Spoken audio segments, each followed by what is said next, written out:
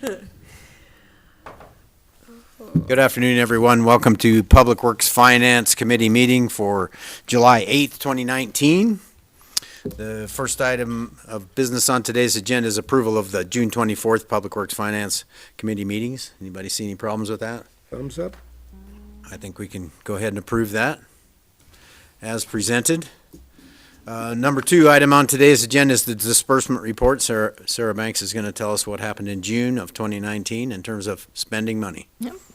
Good afternoon. Yep. In looking at the expenditures, the total for June 30, 2019 was $2,148,058. Our largest expenditure, as usual, was payroll at $1,086,106. Other than that, this was a pretty operational month. We had a few larger expenditures. We paid our third payment of 4 to Smart Transit for $31,837. We made a large purchase to Dell in the amount of $52,522. That was for numerous laptops, towers, and monitors for various departments. We did purchase a John Deere mower for $31,779. And for slurry seal on Monroe Street and some hot mix asphalt, we expensed $43,893. Other than that, everything else is normal. Looks pretty straightforward. Yeah. So I would entertain a motion to accept the disbursement report. Let's pass the disbursement report. Okay. We've all got to sign that, so Yeah. while that goes on, the third item on today's agenda is the third quarter financial report from April 1st, 2019 to June 30th, 2019. Sarah will tell us what's going on there. That's right. So usually around this time of the year, you anticipate that we're going to be at about 75% of revenues and expenditures. But because the majority of our expenditures are capital-based, you'll see that we're in project season right now. So most of the capital funds, along with even our capital outlay for our general fund, streets, you'll notice we're still sitting at somewhere between 50 to 67%. So the anticipation is by the end of fourth quarter, we should be a lot closer to that 100%. Some of these expenditures, for instance, in Transit Center, you're going to notice we have a 25% in our operations. Part of that is because in some of these funds, we do go ahead and budget fund balance. That was actually a question that was brought up, why our expenditures were less versus our revenues coming in. You're going to kind of see this across the board, and I think moving forward, if you guys would like to see it differently, we might just split out fund balance versus operational expense, so then you'll actually know the true budgeted expenditures and their percentage. It'll bring you a lot closer to that 100%. Because going down, like I said, 12%, 25%, 28%, a lot of that is because we're never going to reach it because we don't spend fund balance. And it's not like we know for each one, this will be 40% at the end of the rates. They're all different, Exactly. I imagine. Yep. I would find that to be helpful. Yeah. Okay, and so for fourth quarter, I'll make sure to have that change. But right now, when you see these lower numbers, just know that the next time around, it'll be a little more explained.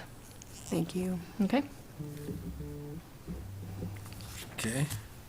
So that's it. With the overall reporting, like I said, you would anticipate 75%, but right now we're sitting at overall approximately 42. Anybody see anything you want to question about the? Nope. Okay. Entertain a motion to approve that. Let's do it. Okay. No All one right. disagrees, and so we'll approve the third quarter financial report. All right. Thank sounds you, great. Sarah. Yeah, thank you. Item number 4 is ordinance amending educational service within the Central Business District. Mike Ray's going to tell us about all the goings on there with planning and zoning. Afternoon. Afternoon, Mike. So this is I'm just giving a report. We have this notice for public hearing at the council's next upcoming meeting, which is next Monday, July 15th. And this is an ordinance. This is essentially amending our land use table. And this started really during the land use table update, where we were going from the narrative to the land use table format back in May 21st of 2018. There were some questions raised by council regarding the allowance of educational institutions, so colleges, universities, and the central business district. And then August of last year, council provided direction to staff to develop a survey for the community and property owners and businesses operating within central business. So that survey instrument was prepared. It contained really questions designed to gauge the perceptions of the community and property owners and businesses operated in central business. And there was really two main components: current public, private universities and colleges in central business, and additional or expanded public, private universities and colleges within central business. And then the survey was eventually sent out in the fall of last year to the property and business owners, as well as a random sample of the community, similar to our citizen survey that goes out every year. So the results of the survey were then discussed, and that occurred April of this year, and then the council directed the Planning and Zoning Commission to prepare an ordinance which would prohibit additional or expanded universities or colleges in central business. So if you recall, the NIAX category that colleges and universities fell within was educational services, category 611. So, and then shortly after the April meeting of the council, the commission discussed this at their April 10th meeting, and they also reviewed the council's directions as well as the other sectors contained within educational services. And they are recommending that they exclude elementary and secondary schools as well as universities and colleges within that sector. So then May 8th of this year, the commission reviewed the draft ordinance as well as other uses which staff has encountered challenges with in the past year, essentially ever since adoption of the land use table. And so this is our table which we're amending. The first item that I'd like to point out would be businesses, professional, political, social advocacy, grant making, and similar organizations. This is really just a cleanup item. We were dealing with Palouse Clearwater Environmental Institute, PCEI, and just looking at kind of their long-range plans with their campus, and we went through the land use table to try to identify what use they would fall under, or what sector. Really couldn't identify any sector that we currently had that they would fall under, except for more of social advocacy, grant making, similar organizations. And so previously there's a determination that they were an educational institution, which we couldn't follow that. It was too far of a stretch there. So it fit better under the NIAX table within that category, and so they were previously processed as a conditional use permit, and so ag forest is primarily their zone. And so we would add a conditional use for those two categories of ag forest and farm ranch, to allow them to either amend their conditional use permit, possibly to expand in the near future. Mike, it's unclear to me, based on looking at this, so they're red and underlined, they didn't used to be permitted, they were not permitted at all, and now they're conditionally permitted? Or what's the change? That's the change, yeah. So all of the existing black font is the way it exists now. The red underlying is what we're adding. Okay. So if there's any red strike through, that means what we're eliminating. So it's similar to just the legislative format that we see in ordinances, where it's, red and underlined is the additions, and then red and strike through are the deletions. And specifically to PCI, they did receive a conditional use permit in 2003, I believe it was, to be located in their current location, but they were classified as an educational institution, which was hard for us to understand because that was colleges and universities was what educational institutions were defined as, and that doesn't necessarily fit their function. So in some recent meetings and some discussions about trying to consolidate maybe some changes to their operations, we wanted to make sure this was an opportunity for us to ensure that they could continue to operate in that zoning district.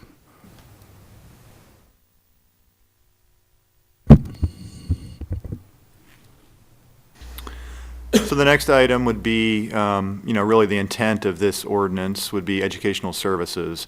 And what we ended up doing here, I think last time we saw this, Ann, we didn't have what we had previously had before, and these are all struck now. And so this gives you an idea of what we had, as we currently exist for educational services.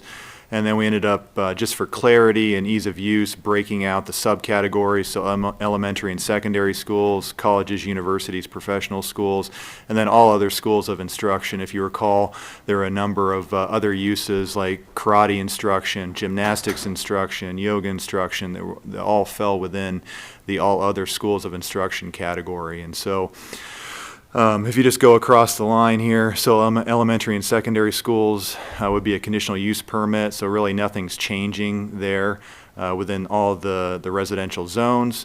Carrying that over as a conditional use, as well as residential office and neighborhood business would also be a conditional use. Per P&Z's recommendation, I guess RTO already doesn't have that as an allowed use. But we would strike that, take it away from central business per the council's per P&Z's recommendation. And then the rest of the categories here, really just carrying over what we currently have. And then looking at colleges, universities, professional schools, really no change in residential zones. R4, it's always been a conditional use just because of the intermingling of the university and R4 zone around campus. And then you get to RO and neighborhood business, would be a conditional use permit, nothing's changed there, but you would not show up in RTO or central business. And then it would just be similar to what we currently have with all the rest of the commercial zones. And then all other schools of instruction would not be allowed within residential zones. RO and neighborhood business would be a conditionally permitted use. RTO, there are some, we would allow it there, but there are some exceptions. We'll get to those later in the footnotes section. But then central business would be a conditionally permitted use, general business, CUP as well, permitted in motor business, and then really no change to industrial, urban mixed commercial, or university. One more question, Mike. So if it's not crossed through and it's in red and underlined, was there nothing there before, or is this different than something that was there before? And if so, how do we know what it was before? This is exactly what it was before, right here. So it was saying educational services, and then across the board, we had a couple footnotes here. Well, this footnote, I believe, is C16, and that would have stated that the only uses within educational services would have been elementary and secondary schools. So we can delete that footnote at the bottom of the use table, and that's what we've done there.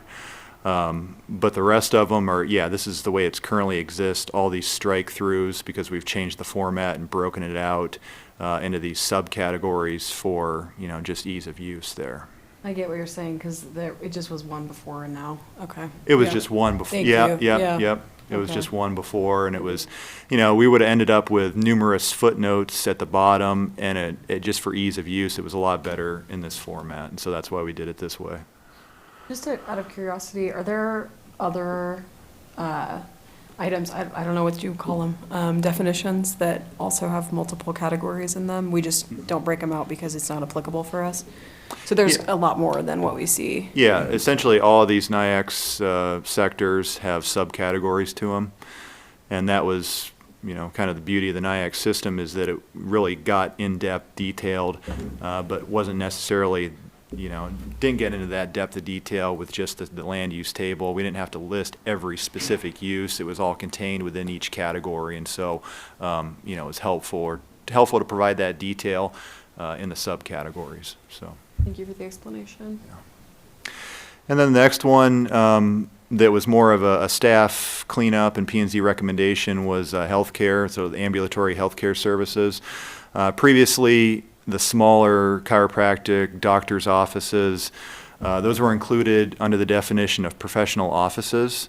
When we went to the NIAX system, those were no longer included in a professional office designation. And so they ended up getting a separate category, which is healthcare services, the ambulatory. And we limited those to 2,000 square feet in size in the R4 zone previously. And there was a number of those that have kind of popped up right before the change to the NIAX system, like Dr. Emily, some of the others. And so we felt that those are a good addition to neighborhoods. It allows for, those small pocket commercial services that really don't change the character of the neighborhood and provide those services to the surrounding area. And so we haven't really seen an issue with those. Usually they convert existing houses, and they're able to convert back in the future if maybe the business goes out. And so, you know, really doesn't change the character of the neighborhood, and they intermingle quite nicely. And so we'd propose to add that back in, but limited to 2,000 square feet in size of floor area. The next one is self-storage facilities. So previously, before the land use table amendment, we had it as a permitted use within motor business. We ended up shifting that after we had talked about it internally, mainly because we were concerned about prime retail space being taken up by self-storage facilities, and we really just haven't seen that as being the case with the last few applications that we've had. And we've had some feedback from the Board of Adjustment about, you know, why necessarily we were reviewing these now. And so what we propose to do here is change that from a conditionally permitted use back to a permitted use by right within the motor business zone. The next one is more of a farm implement, so commercial and industrial machinery, equipment, repair, and maintenance. So this is, you know, St. John Hardware, Hassan's Tractor Service, Pape Machinery, you know, those types of uses that have some type of component where they're repairing this, you know, the heavy farm implement equipment. And right now, you know, we have those uses within the motor business zone. A lot of them are primarily retail, or you could argue that, you know, the repair components is more than the retail. So we would just like to add that as a conditionally permitted use within motor business to allow that if there's just a company that wants to operate that doesn't have a retail component to it and just does the implement repair, then they have a process or a venue to go through a conditional use permit in order to be able to achieve that, and the board has an opportunity to be able to review to mitigate any potential nuisances that could arise to adjacent properties. So does any existing business that falls into this, do they need to retroactively obtain a conditional use permit, or are they still okay as an existing non-conforming? They would be just a non-conforming use as far as not going through a conditional use permit, and they'd be allowed to operate. If they ever, you know, got destroyed by some natural disaster, they'd still be allowed to be rebuilt per our zoning code. So, yeah, really no effect on them now. And then I believe the last item would be off-street parking areas, and this was a change because we went to the NIAC system. We had parking lots previously, and we just assigned whatever the NIAC system used for parking lots and garages, the 812930. But when you end up getting into the definition of that, it's more just a pay-to-park parking lot that you see in larger cities. We do have a number of those in town, or at least a couple. The Gambino's one that's off of, I believe, Elm Street is a pay-to-park parking lot. There's one on the west side of Jackson. You have the city parking lots. Really, this is intended to identify those types of parking lots, establishments primarily engaged in providing parking space for motor vehicles, usually on hourly, daily, or monthly basis, and/or valet parking services. So it's really not, you know, I guess the question is, how about the parking lots that are intended to serve the use on a property? We allow parking lots as long as they're on the same property, property adjacent, or property within 500 feet, subject to zoning administrator approval.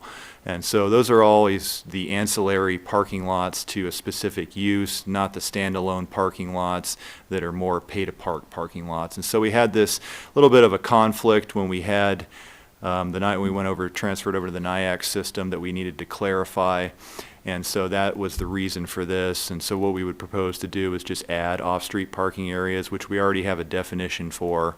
It's just parking facilities for motor vehicles located on private property. And then essentially transfer up the permitted accessory use. So if you're in all these residential zones, it could be that, you know, it's on, like I mentioned before, it's on the same lot as the use, the lot adjacent, or within 500 feet, subject to the zoning administrator's approval. And so those would be the different scenarios that you would get with a permitted accessory use there. The commission talked a little bit about just allowing as a permitted use, so, you know, not needing the accessory use, but they didn't really want a standalone parking lot. I mean, this would have to serve still a use within the zone, but it could exceed the 500 feet. They thought that there were numerous scenarios that there might need some mitigation, and they would like to see that as a conditional use if it was that type of scenario. And so that's why we have the permitted accessory. You know, if it falls between the same lot adjacent, or 500 feet, it would fall under that.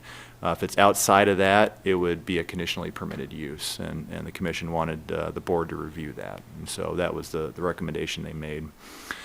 And then carrying over to the commercial zones, we would be permitted in RO, neighborhood business for both types of parking lots, permitted accessory, RTO. And then you get over to central business, it would just be permitted accessory, and then we would allow the pay-to-park parking lots as a permitted use. Question? Go on. And then the rest of the commercial zones, it would be just permitted uses. So you'd be able to have a pay-to-park parking lot, or you would be able to have a parking lot associated with the use that was allowed within that zone, but it wouldn't necessarily have to be on the same lot or lot adjacent or within 500 feet, so. That's my only issue with this, I think, is that I think everything looks good, except I would have parking lots be conditionally permitted in the central business district. Okay.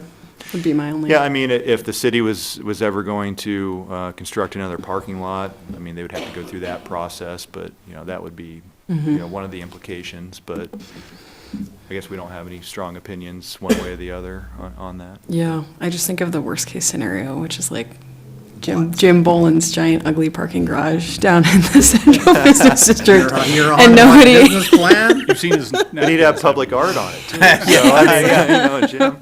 That he did. Yeah, no, I just think you could get into trouble with that. And I think, I mean, the whole thing that prompted this was something people were upset with conditionally permitted uses, which led to a discussion. I mean, I just think just not having them be permitted would be my preference and recommendation to the full council.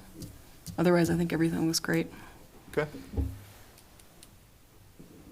The main thing that changes up above in the educational institutions, which was the impetus for this whole thing, is they're no longer permitted in the central business district, eh? Correct. Yeah. Yeah.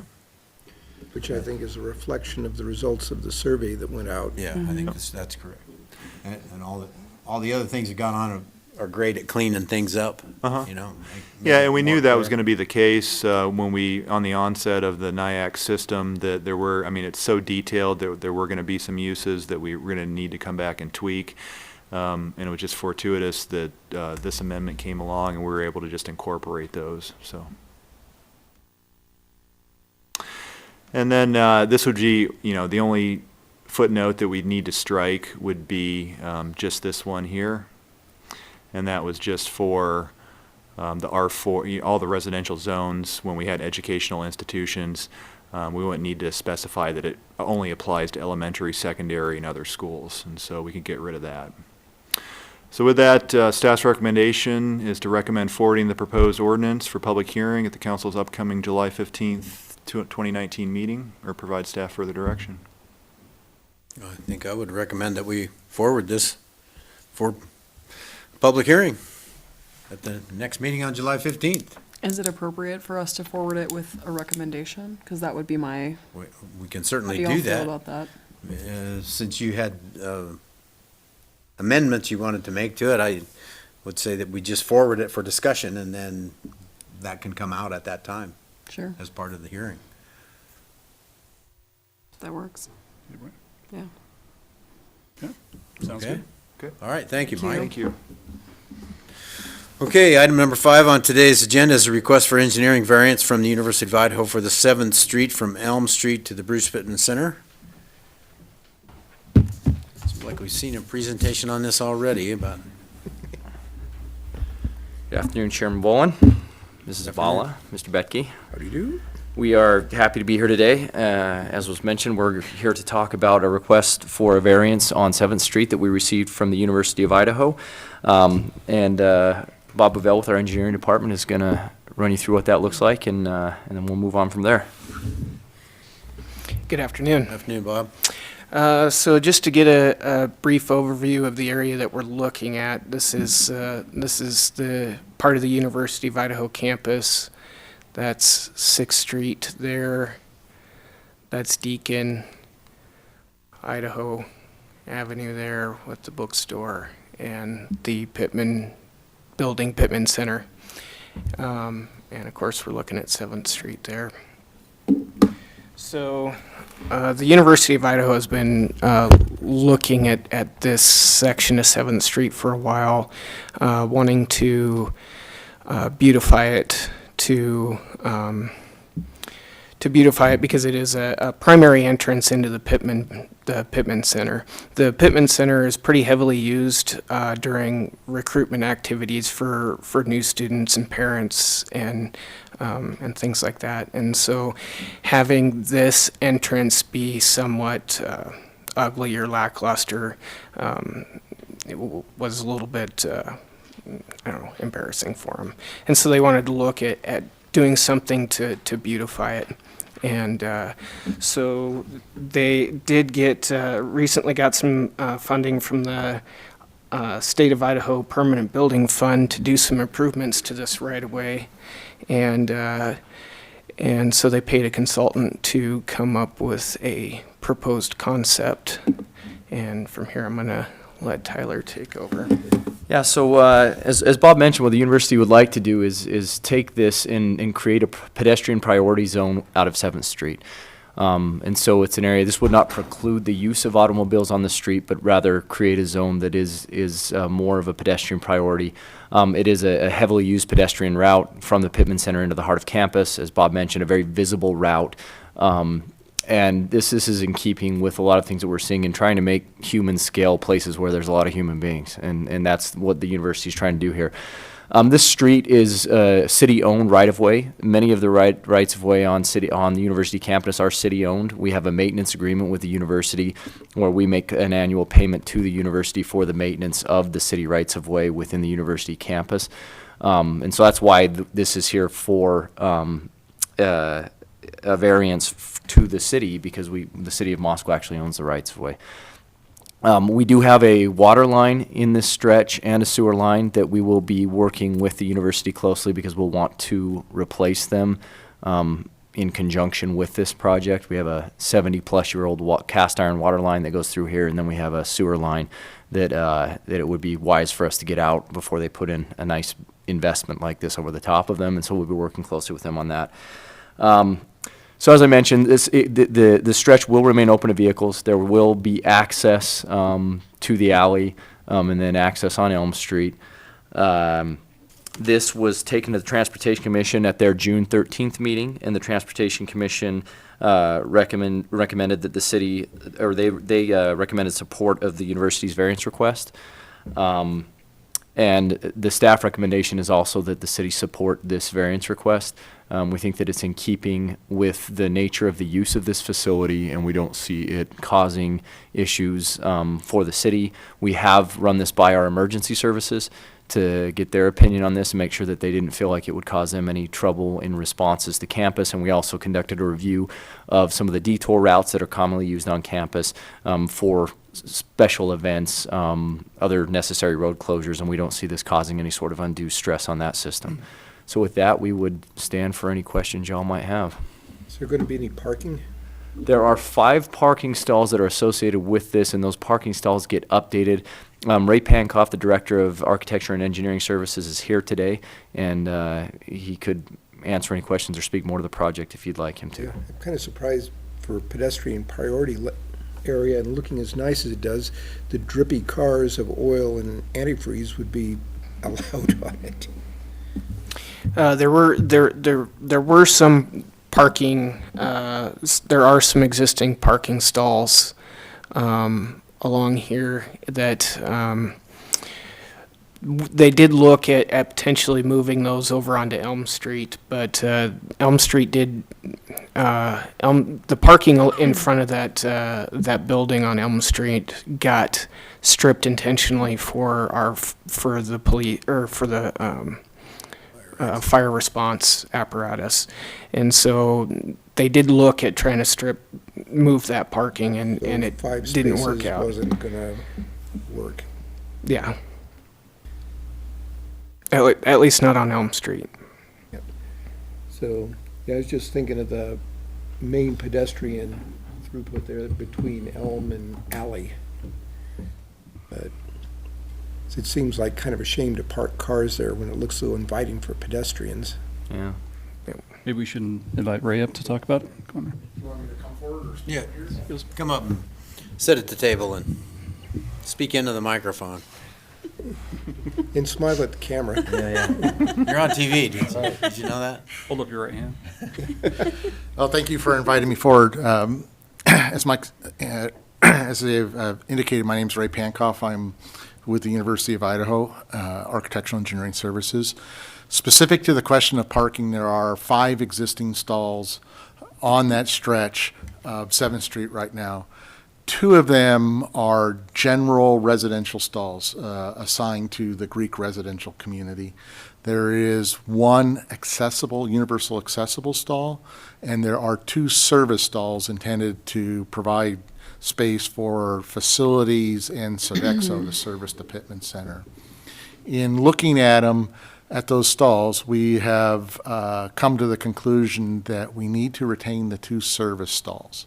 This building will become a 3-sided building, and getting service access for events and other just day-to-day maintenance is an issue. The ADA, or the universal accessible stall, we would propose to move kitty corner across the street to the northwest intersection of 7th and Elm. We have a parking lot there, and we would propose to replicate that universal accessible stall in the parking lot. The way that stall is managed by our transportation group is it's used community-wide throughout the Greek residential area. If someone breaks a foot in an intramural football game or something of that nature, then they have a stall that's used there. So we would replicate that, but kitty corner across the intersection. The 2 that are just general Greek residential parking, the intent is that this summer, parking is changing some of their operations and designation for various stalls.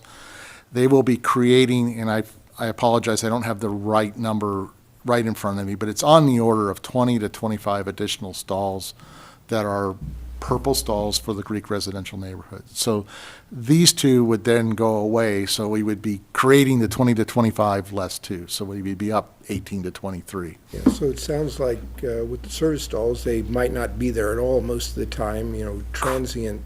Correct, it's a vehicular. transient So use. it pretty much preserves the idea of the pedestrian priority walkway, Correct. which I think is a smart way to do it. I like that. Yes. Ray, is the alley a one-way? It's a two-way, right? Currently, the alley is 2A, I believe. Can And you- we looked at whether or not the recommendation might be to close vehicular traffic or to limit it to one-way. But with the service issues and the emergency access that MFD needs, the fire access, that's where we landed on the compromise of keeping it open to traffic, but hopefully rendered in such a way that whatever light amount of traffic is there would maybe be reduced just by the visual images that people receive as they come up on it. And it's two-way. For some reason, I'm thinking when it pops out on the south end, and I forget what that street is, that it's you can only exit, you can't enter. So the alley is one-way headed to the south, and Elm Street is one-way headed to the north.